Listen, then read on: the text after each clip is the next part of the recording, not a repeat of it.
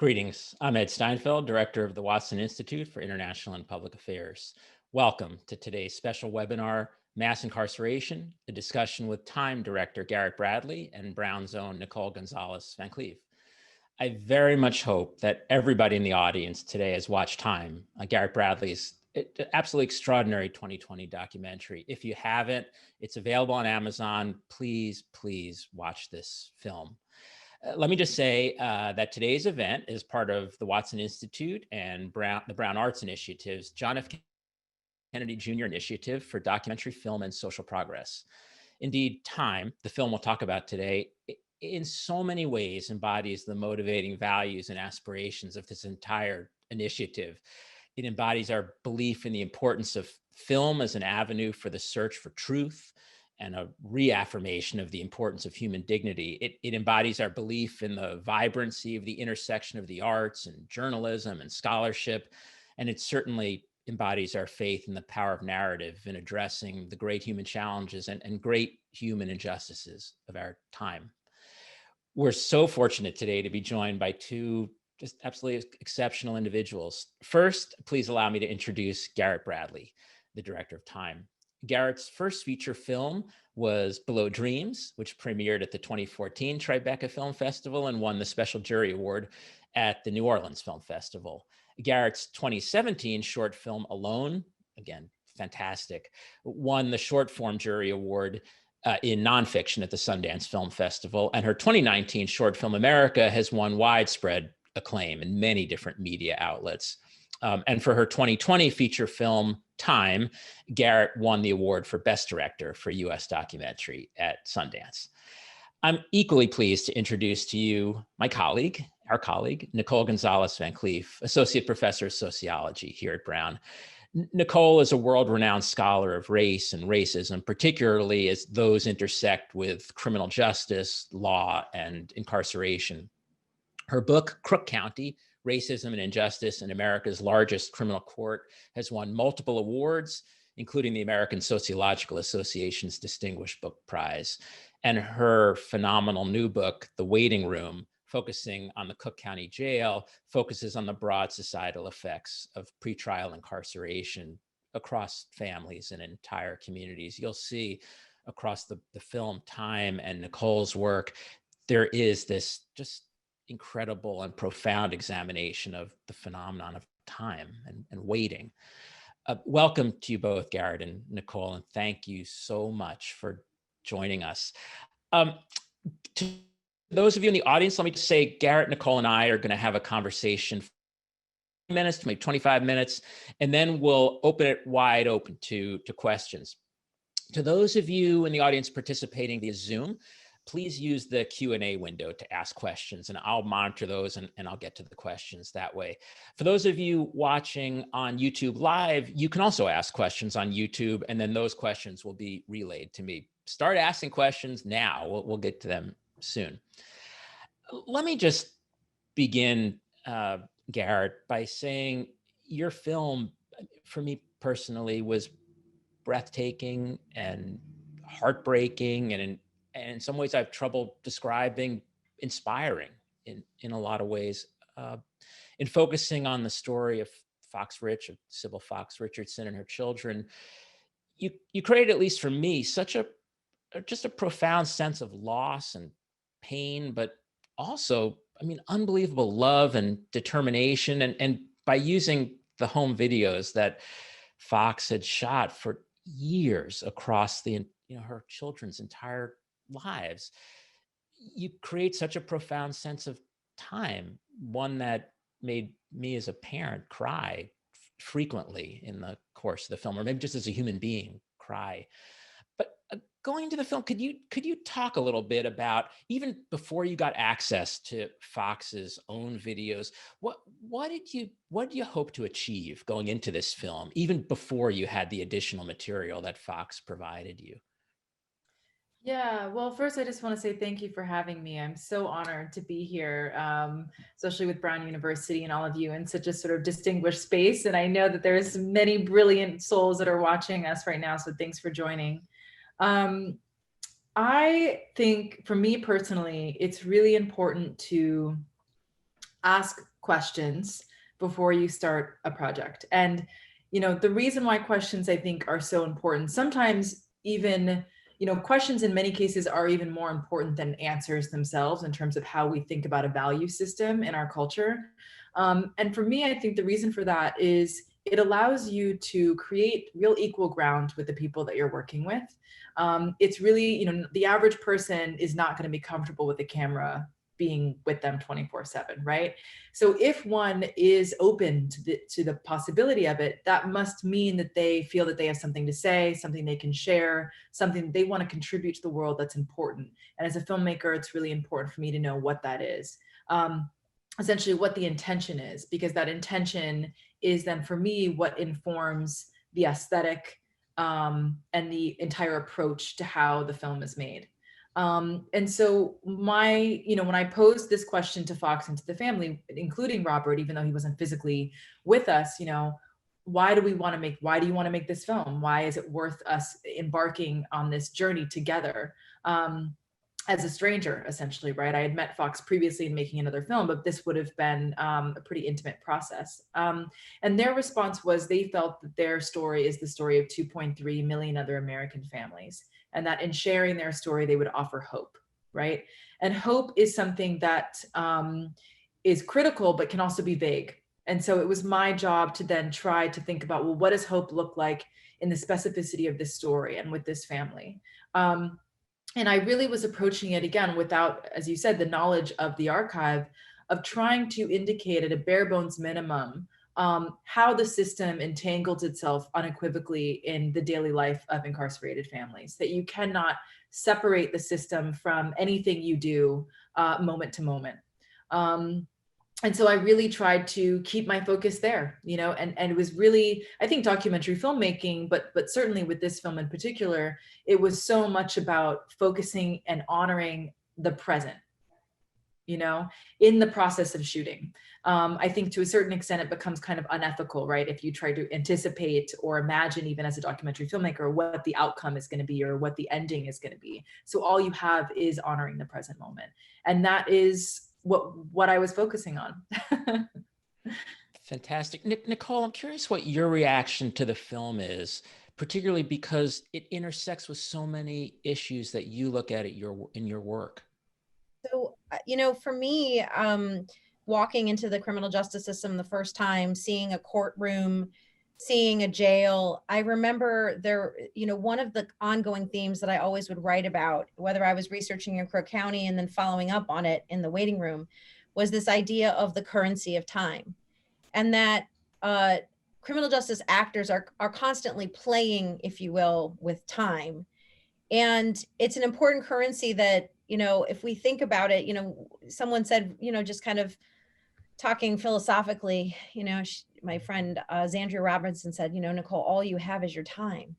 And when you strip the world away and think about that really, as human beings, we have this finite amount of time, and that the greatest punishment is to take those years away and then deny it. The punishment then extends not just to the incarcerated person or the person that did the crime, but we can see that in the movie, which was so beautifully illustrated, that it is a web that extends way beyond the one person. And, sociologists like Armando Larmian and Javier Ayero, they talk about the politics of waiting. And that waiting is, for the marginalized, a way that the state can temporarily neglect or unattend to or postpone attending to an enormous amount of people. It's a politics of subordination. And one of the things that I talk about in Crook County is, but there's two sides to the waiting, right? There are those who do the waiting, and there are those who create the conditions of waiting.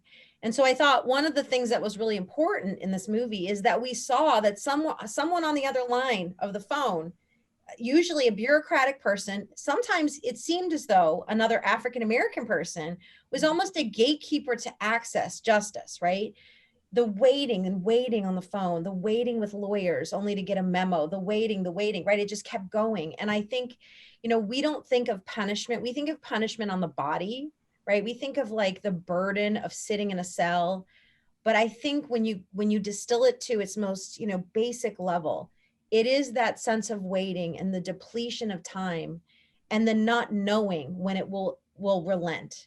And I think, to me, the one thing we see here is the humanity and the inhumanity of those politics. What we don't get to see as much, and I hope as social scientists we really get to reveal, are those actors that actually create these arrangements, that in some ways mistreat, neglect, ignore, hang up on, dismiss. I think that, to me, was the extra layer of suffering that I think was very much palpable. Garrett, can you talk a little bit more about, on the one hand, how you were able to just so profoundly depict this kind of eroding, wearing down qualities of time on Fox and on others as well? I mean, I think Fox describes just this weight that's constantly on her of waiting for the days to go by. At the same time, there's all this very positive investment in time in her children, and positive investment in the fight for her husband, but so much positive sense of time and progress in her investment in her children. Can you talk a little bit about whether I've got it right, but also how you were able to create that truth? Well, I think that when I'm working with people, I mean, there's a few kind of basic parameters for me as a filmmaker that are really important. One is that I'm not seeing the people I'm working with as subjects, right? That I'm really it is, and I'm also not seeing their shared experience with me as access to anything. I think there are certain forms of terminology that create certain power dynamics and a certain apparent neutrality or objectivity that I as a filmmaker am not that interested in. What I'm really interested in is connecting with people, connecting with individuals, and celebrating the individual's spirit. You know, I think in all of my work, I am drawn to a person, right? Before I am even the issue, before sometimes what the film even becomes. And I think that, you know, with this film, I was very much thinking about, how do I continue the conversation of incarceration from a sort of Black feminist point of view, from a familial point of view, but also from, I think as Nicole so beautifully talked about, from the effects of the facts, you know? And that was something that I inadvertently found myself doing in the process of making Alone, which was the precursor to Time, which is a 13-minute film. And I met Fox in the process of making that film. And it was really about, how do I continue this journey? And the way in which I do that is to see a person for who they are. And I think that in order to make something intimate, and as you say, beautiful, which I really deeply appreciate, what you're seeing is the beauty of the people that I'm working with. You know, it's the beauty and the spirit of those that are in front of the camera. And it's my job, I feel, to evoke that, you know, to translate that, to channel it visually, you know, and using techniques of cinema, you know, with sound, with camera, with light, with movement. You know, there are just so many different aspects of human dignity in this film, again, that left me speechless. But can you talk a little bit about Fox's mom? I found her so compelling, but also kind of confusing, and in some ways are hard for me to fully reconcile, because she too expresses the racialized quality of all of this pain and the waiting and the burden at the same time. And she's proud, I sense, proud of her daughter, but also judging her, sort of judging her daughter, or maybe disappointed in her daughter with I think she says, or, you know, maybe Riley, but you do the crime, whatever, you do the time. She knows her daughter has wronged, and seeing her wrestle with that, with her love, I found very compelling, but also maybe with lots of question marks after it. Mm-hmm. Well, I think to talk about incarceration in our country, it becomes an intergenerational conversation, because you're dealing with the systematic separation of brown and black people from the inception of the New World, from the beginning of this country. And so every generation has dealt with the same issue. It now looks like the prison system instead of, historical examples of the enslavement of people.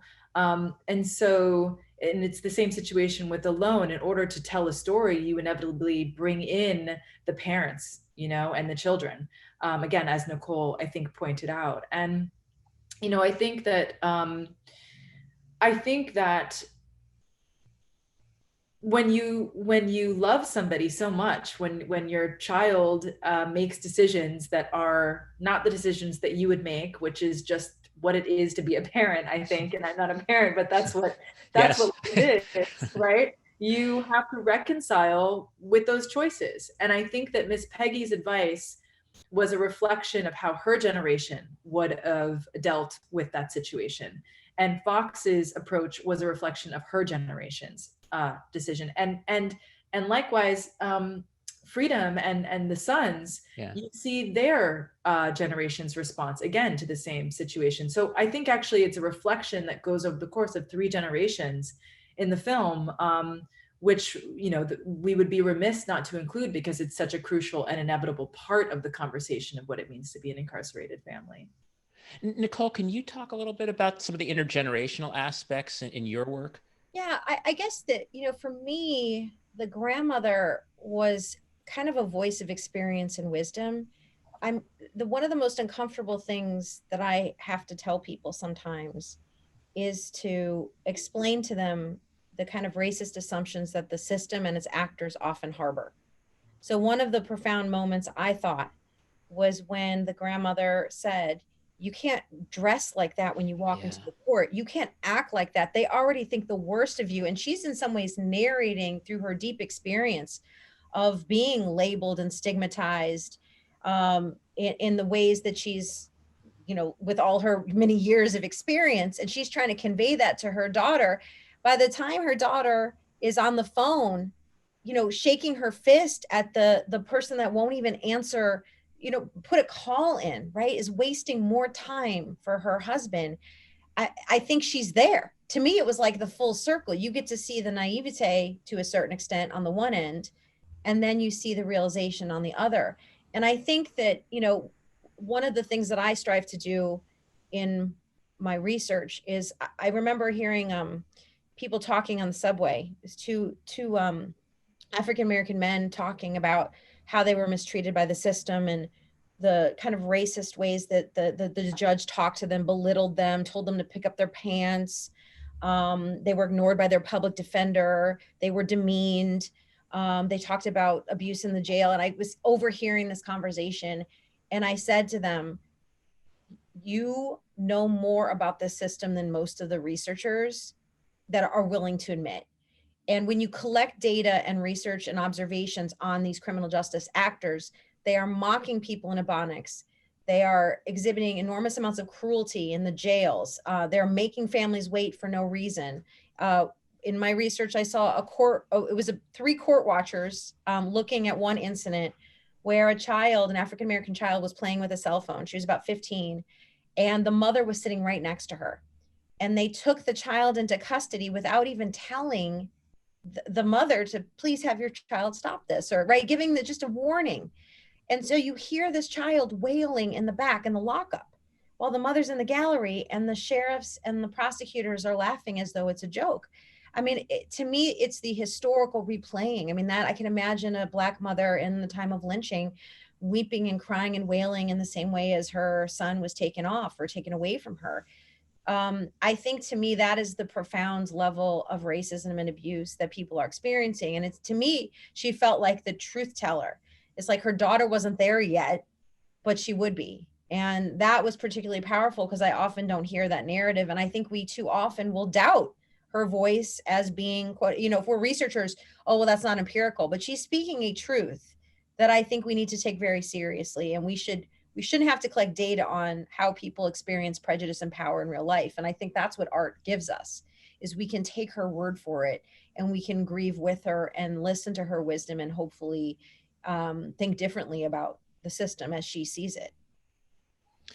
And Garrett, I was also really taken by the the church and the other kinds of well, just community associations and services that, of course, don't make up for loss, but somehow allow people to keep on living, rich, a lot of community help. Can you talk a little bit about the role of the church in Fox's activities, her family's activities, but also my sense was that Fox's experience, her family's experience, it wasn't an uncommon one in that church community. Mm. Yeah, I mean, I think so much of the history of the church is just as much as religion as it is about community, and people being able to support each other when an entire nation and a government are not there to do that with you, right? Um, I think that for Fox, what was equally as important for her was the church of family, and how she kept her sons close, and how Miss Peggy stepped in to support um, maintaining a level of unification for that family, knowing what the system could have done to completely dismantle them. And I think I just can't emphasize enough that I think, what it means to hold on to a family over the course of 21 years is significant, and it is unfortunately very common. Um, it's a part of our nation's experience. It's become an American experience, through and through. I had a very different feeling watching some of the uh, just the apologies and the atonement for sin or for wrongdoing. It's certain that a crime occurred, right? But as a sociologist, I'm seeing that crime occur as a desperation. You see that in the courts all the time: mothers stealing jackets and baby formula, poor folks stealing hats. I saw a man when I was studying or researching for the waiting room. He stole a winter hat and was incarcerated for 43 days. And a prayer group found him. They released him from jail, and at 4 a.m. they found him sleeping by a dumpster.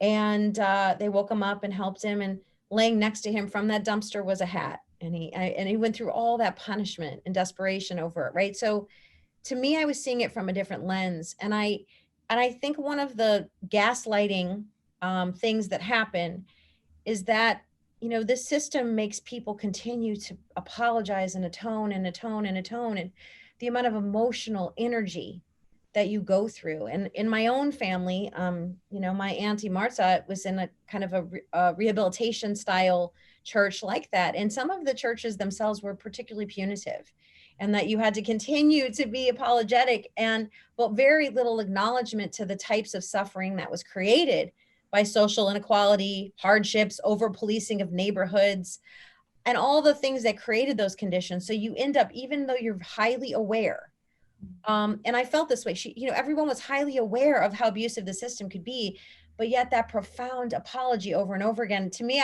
as a viewer, I'm like, you've done enough. You've apologized enough. What more can you do? To me, I almost wanted it to stop. It was like an additional layer of pain, that a suffering that continued to endure, that was very deeply personal.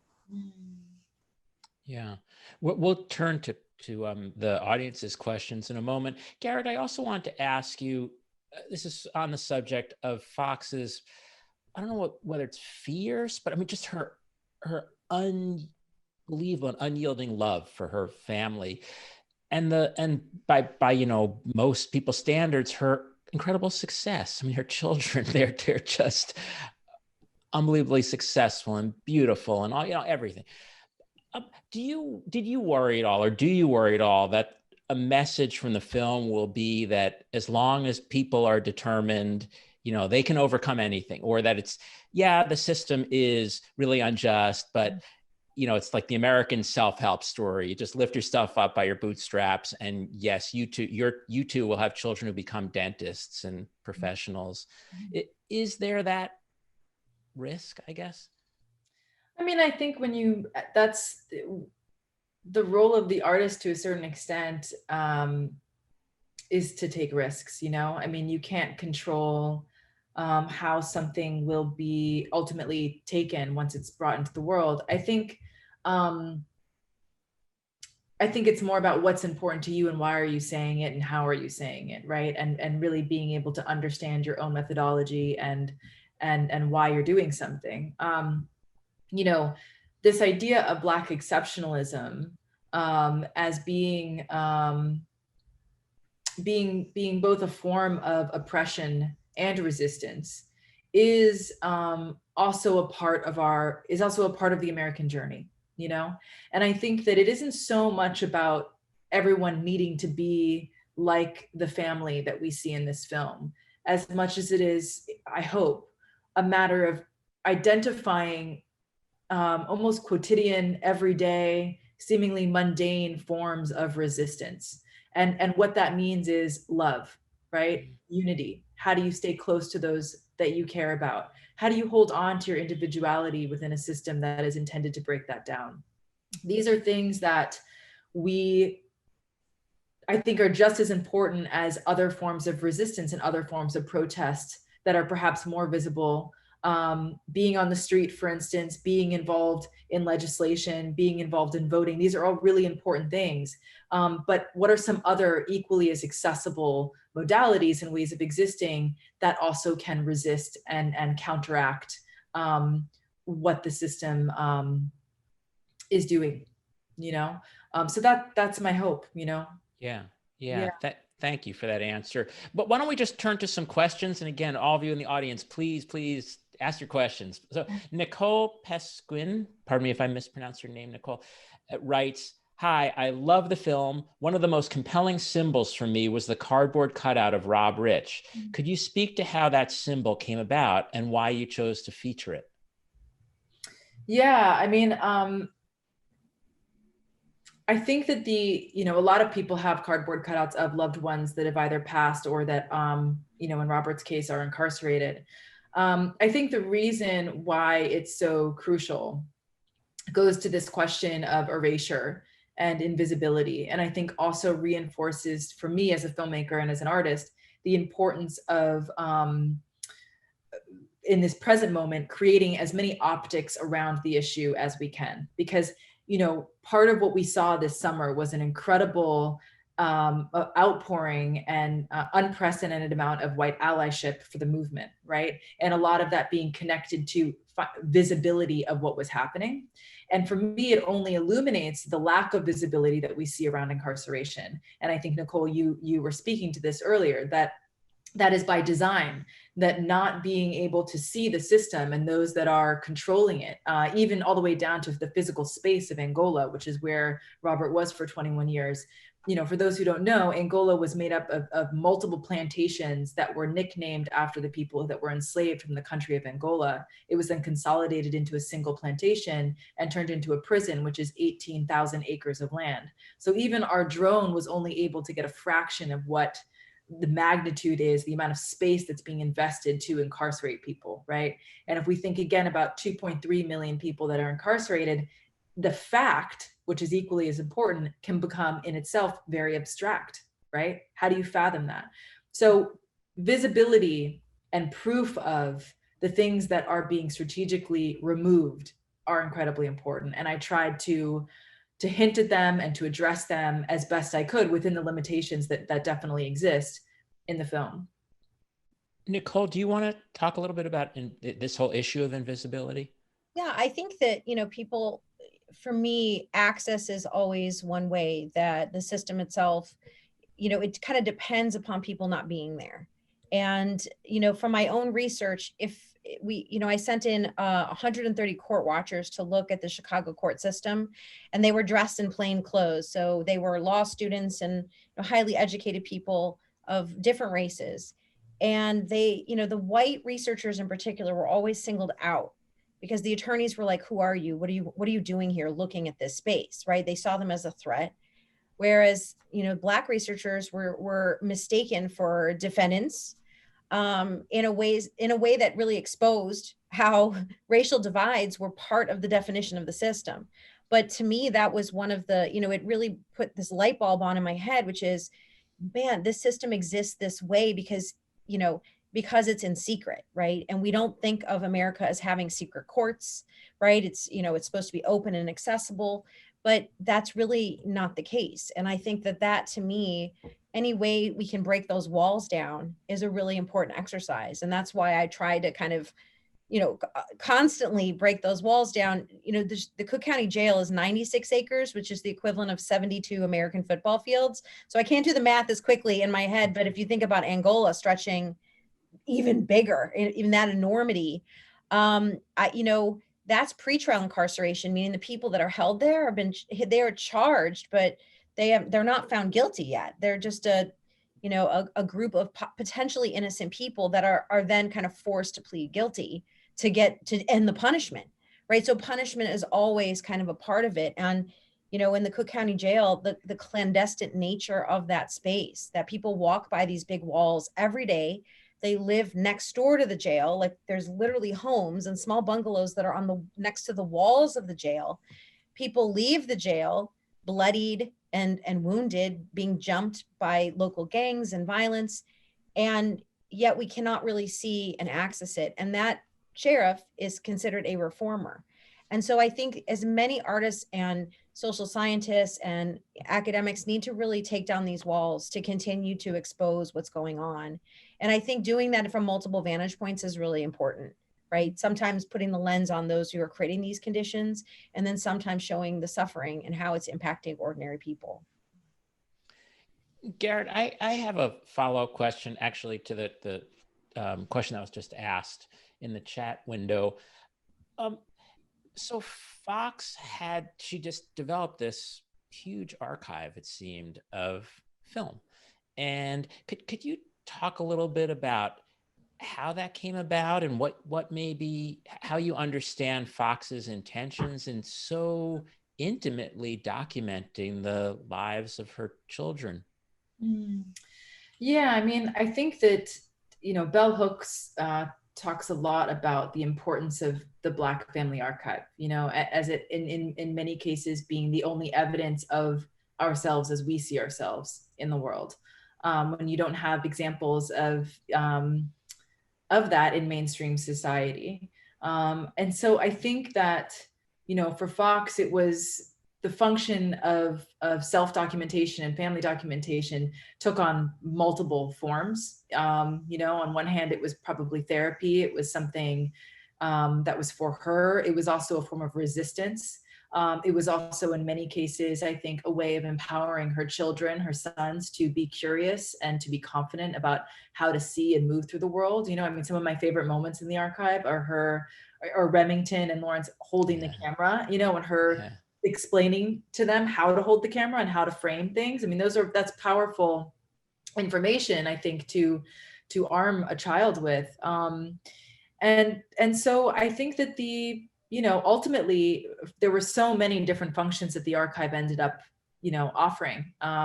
It was in many ways addressing the American dream, which was the same thing that ultimately got them in the situation that they were in, right? It was a sort of recreating this idea of what a wholesome family is, recreating new images and symbols around what that can look like, which is something that, again, we have to do for ourselves. Otherwise, other people are going to do that for us, right?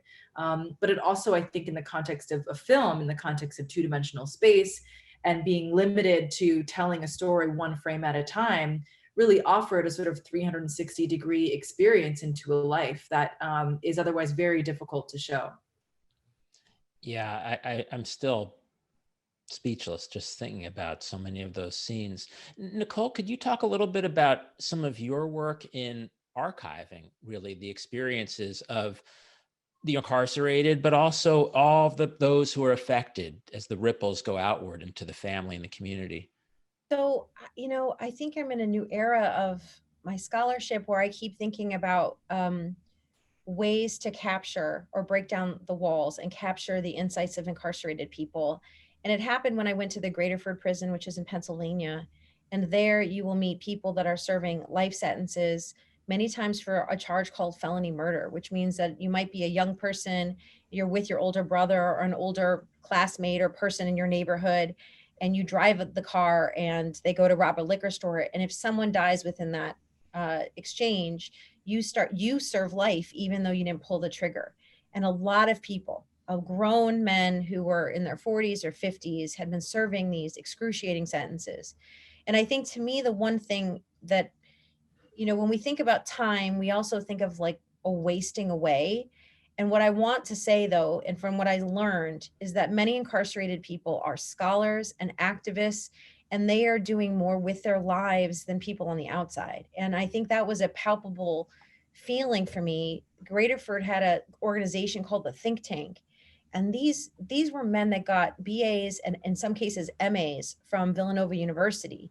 And they were critiquing policy and engaging in ways that were just, to me, it made me profoundly sad, because I felt like if they were outside the world, they could really impact the world in a deeper way.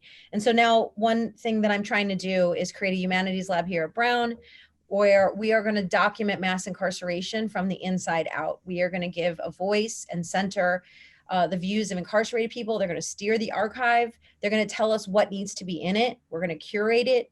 And part of it too was this kind of personal thing, as I was getting all these responses, prison letters, where people were critiquing my book or had thoughtful ideas about something I said on NPR. And I wanted those to be preserved. What other way can we do that? And so we're trying to do that, because I think when we see the release, right, and you see this wise man coming out of prison, I mean, I felt like his wisdom was like so profound. I don't know Garrett, what your sense was, but he was a man that had studied and grown and was spiritual and educated. And gosh, I was thinking, well, if he was released so much earlier, think of the impact, not just for his family, but if given a chance. And yet the system disenfranchised people from voting and from going back to school, getting grants in type of financial aid to go back to school.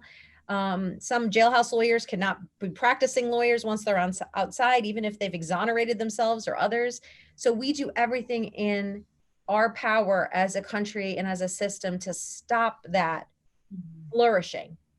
And so, Garrett, I don't know if since you've lived through it and saw the profound change, can you speak to that? Because that's what I observed, and that's why I felt like I had to chronicle the stories from on the inside and find an outlet for these scholars who happen to be in prison.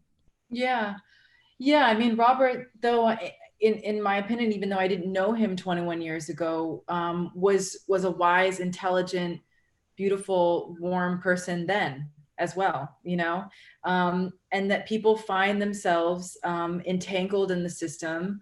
And there are very concrete strategies that make it very difficult to get out. And I think that this question of forgiveness, this question of making a mistake, right? Who gets to make a mistake? Who doesn't get to make a mistake?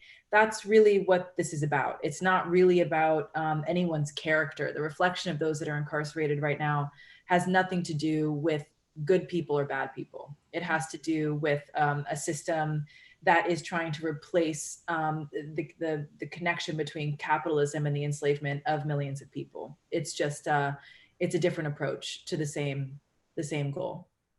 Garrett, what were the circumstances of Robert's release? It wasn't really totally clear to me from the film. So he was released through clemency. And that's something that Fox and Rob are actively engaged in New Orleans. They run a participatory defense organization that has several chapters throughout the country. And I think that's something that I think it also goes back to, like, as a filmmaker, how when you're working with people in an equal way to make a film, it's really important that they also have the space to move an issue forward and to talk from their own personal experience. I think for me, what's been important is to talk about the film and how we can create as many, I think, as Nicole said, many different entry points to the same issue as possible. I think that even though this is a film that doesn't focus so much on the facts, right? It's really more about the effects, as I said. It still very much stands on the shoulders of a film like 13th, right? That these two need to coexist with one another. And so that... Oh, I'm sorry, Garrett. No, I was just going to say it's important that they run simultaneous to one another. Well, I also wanted to know, he didn't accept the plea bargain, so then the assumption is that he went to trial. Is that correct? Yes. Correct. Yeah. Because that's an important lesson. Like, I feel like I need to pause as an academic here. We say we get the right to a trial, but let's be very clear. If you go to trial, bench, and then even escalate it to a jury, you will be punished accordingly. And I think you have attorneys advising clients and say, if you don't accept this plea, you're going to get 60 years, 100, I can't save you from that. And the person's like, no, no, no, this system is fair. This system is going to exonerate me. I will be seen as free if I go to trial. And we are so taught within school systems, within our constitution, within our, with even just the Hollywood and the painting of this picture. If you're innocent, then you'll be found not guilty. And I think we know that that's not true. And I think it's important for us to just pause for 2 seconds to say, one of the reasons he was punished was because he exercised his rights. And for that, he needed 60 years and not 12. And to me, that is another level of crime in this whole thing. It's terrible. Yes. And I recall Fox's mom, Miss Peggy, makes that point, maybe more equivocally in some ways, but it notes that he could have taken the plea. And again, it's just that emphasis on how much time that cost. And I think the one important point is, it's hard because we talk about, well, he was guilty, so, you should have just not gone to trial. But, I think of it the other way too, is all the people that we understand as being incarcerated through mass incarceration. If you're incentivizing people through these terrible punishments, if they get a trial, you are encouraging people to plead guilty to crimes that they did not commit. And now that we have so truly exposed how policing occurs on the streets in Black and brown communities and the level of violence, I have been asking my students, what if George Floyd survived? He would have been found guilty and be serving a sentence for a very small crime, but with a level of abuse that routed him into the system. And that should be, unsavory and unacceptable to all of us. And I think that that's an important point. Is we talk about mass incarceration, but in my work, I've been starting to call it, mass wrongful conviction, because we do not know the scale once we have these levers that we can pull upon people where they're forced to accept those pleas. There really isn't a choice. It's just do it or else. And we can see what happened. This is the story of or else. It's a cautionary horror story for anyone who thinks that the courts are going to actually give you a fair trial. We have another question from the audience. This comes from our colleague at Watson and the Department of Sociology, Professor Jayanti Owens. And Jayanti asks or notes, thanks for this really insightful conversation around such an important topic. Garrett made the point earlier about not seeing her work as involving research subjects, but this is language that we as researchers are trained to use, often with the aim of protecting the rights and identities of those who participate in our research. Do you think using terms like, quote, research subjects, unquote, runs the risk of othering the people who agree to participate in our research? If so, how would you encourage us to think about research subjects instead? If not, can you say more about how we as researchers should think about the distinction you made earlier? That's a great question, and thank you for that. I don't want to sort of prescribe a universal way in which one should do their work, because I think that it's nuanced, right?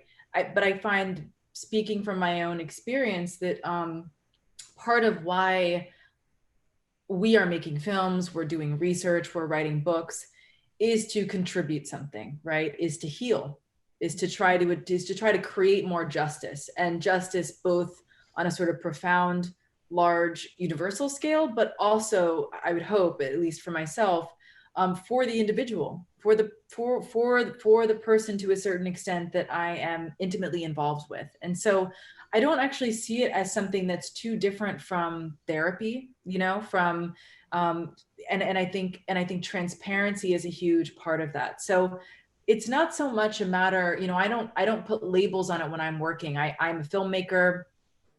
Fox, Rob, all the sons, you are who you are as individuals, right? And we are working together. And my intention is to make a film, to do X, Y, and Z, right? And so in order for us to accomplish this goal that we've decided on together from the very, very beginning, right? When it goes back to that question, why do you want to do this? Then you're working hand in hand, right? And things are going to come up, questions are going to come up.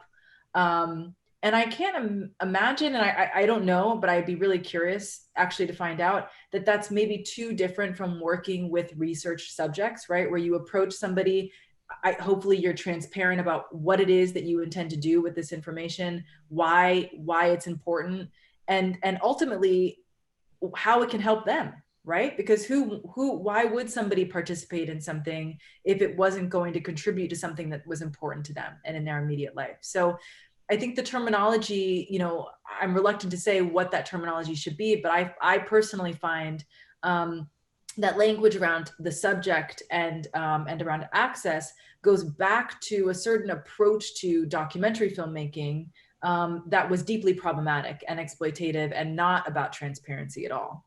I was going to say, for me, it's a little different because the subjects that I focus on, my lens is on the power brokers, the officers. And, I'll give you an example. I worked in researching for the waiting room. I spent hours around the Cook County jail at all hours, just watching people be released, sitting with families. I walk into the Cook County jail and there's a guard on duty. I give him a business card. I tell him exactly what I'm doing, that I'm, doing a story and I'm looking at these issues of the history of the Cook County jail and release processes. And within minutes, there is a sheriff who is telling me he knows about torture within the jail, techniques of torture, and he's bragging about it. And, I think the hard part for me is that I don't know. I mean, to me, he is my subject because it isn't a healing. I can't think of it that way because I'm studying these powerful brokers that have normalized these practices to the extent that they brag about them and they don't feel guarded about concealing it.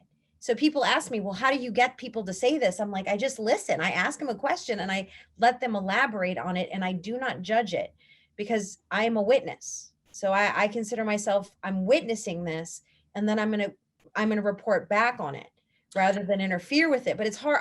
I'm just curious because I'm so compelled by Professor Owen's question because it's important. And you brought up because I understand the language, because if you're studying marginalized people who have been marginalized, it's really important nuance. What do we call it when we're studying really powerful people that often abuse their power? And Nicole, I think that's a really interesting distinction that I'm going to be thinking about for days. I feel like there's so much to think about, but I also wonder, do you feel like you get to the step where they themselves are asking themselves why they do what they do? Does that feed into the question of then how they're seeing themselves in relationship to you? I think once I get to that part and they peel away the layers, my assumption is that most people, the people maintaining the system, the people that are working as guards, no one goes home and says, today I subjugated people, today I tortured people and feel really good about that. Instead, they create what I call sincere fictions, which is how do I make sense of this world and still feel good about what I do? And to me, that starts to reveal larger issues about theories of racism and creating an other that's so different from who you are. But I keep thinking, well, how are we get to a point where the Trump administration could cage kids and not see that as anti-life? How are those things? Well, if you've coded the children as not being, as other, then you can do a lot of egregious harm. It gets almost back to issues of human rights. And, so I'm continuing to think about that. I guess for me, I keep just going deeper and investigating more. And I think about what are these larger theories that this perpetuates? Because, why would that officer feel so great about bragging about torture? Mm-hmm. When the story came out, he wanted to recant what he said. And, and it was on, it was on film. It was on, there's cameras everywhere in a jail. You can't deny that, but I think that's really hard. I think this is such a great dialogue because it is, how do we get away from using subjects? But then what is it when we're studying power? And I don't know. Garrett, can you talk a little bit about how your film, I mean, I know it hasn't been out very long, but how and to what extent has it opened up new kinds of conversations or empowered people who might not otherwise have had the opportunity or the inclination to engage in conversations or tell their own stories? Yeah, well, I mean, it's been a funny time to release the film because, we don't have typically, even in the community screenings that we're doing outside of film festivals, but actually in neighborhoods and in spaces that we are really targeting, that we feel like are really important, right? It's important for me that incarcerated families see this film. That is who this film is for, as far as I'm concerned, right? It's when you're just screening something on the internet and maybe you do a Q&A, maybe you don't, it's a little bit hard to know how it's resonating with people. So social media has been kind of a godsend to a certain extent, and being able to see how it's reaching people. And I think that I'm excited for for the future of the film. I hope that the film over time can continue to be, a place of solace, and I kind of lost track a little bit of the intention of your question again, but it was No, that's right. No, how that's people are, yeah. exactly right. And of course I want people to see the film, but I imagine though that the film is um, encouraging people to tell their stories and not to hide their story, but to tell their stories and Yeah. tell their stories across, different communities. I hope so. I mean, but yes, there's that. And I also hope, I mean, the thing that's so ironic to me, I've had multiple people come to me and say that it wasn't until sort of the last scene in the film that they realized how much time had gone by and how unjust the system was. And and basically what the privilege of intimacy is, that's something we take for granted on the outside. And so for me, that was a sort of moment of saying, wow, there are so many different entry points from which people are going to allow themselves to hear and to understand what's actually happening, and so I think that's to be seen, I think it's to be seen. Yeah. I was wondering too, I mean, there was a sense of tension for me because as someone who studies mass incarceration and I've called reentry a false promise. I think the whole the idea of reentry is that it is just not possible when you have so many laws pushing people back into the system. I saw a tragic case where a man was waiting for a bus stop and it was a cold night. So he stood under like an awning at a store in Chicago and the police arrest him. They arrest him and he's sitting there waiting for the bus. So they say he's violating his probation because he was on the store's property and not in the public way. And I mean, to me, it was like, people cannot cut a break. And so there is part of me that feels like this story might not be over. Mhm. And that's terrifying because I want it to be over. I want it to end with this happy, upbeat ending, that there is this sense of hope and love. But I also know that the system is incredibly predatory and it continues to over police. And that makes me frightened because he's still a very vulnerable man, and being on parole is not, and then dealing with the psychological trauma of all those years incarcerated. It's almost a false promise to say that you just leave and walk away and everything's okay. And it's not. You're making up for lost time. And so sometimes people's decisions are very rash once you leave. Yeah, absolutely. I mean, and I think that this is one family story, and I think that Robert's reentry process is very unique. I mean, he had a ride home from the minute he was released. He had an apartment to go to. He had a family. He had a job. I mean, he's still on parole for another 40 years of his life, right? With a curfew. So you're right, it doesn't end. But again, I don't think that and I think that this is part of the challenge of just making something, right? And I think it's why I actually made the film, was that when I made Alone, I got very fearful that one woman's approach to navigating the system would become the monolithic experience for how everybody maneuvers through the system. And that couldn't be further from the truth, that there is such a diversification of experience, and not, also to your point, right? That when you make something, you are, to a certain extent, you want to try to do it in a way that doesn't necessarily say this is the end all be all, or this is definitive, that this is something that is hopefully both specific enough for you at least to connect with it and to understand hopefully something that you didn't before.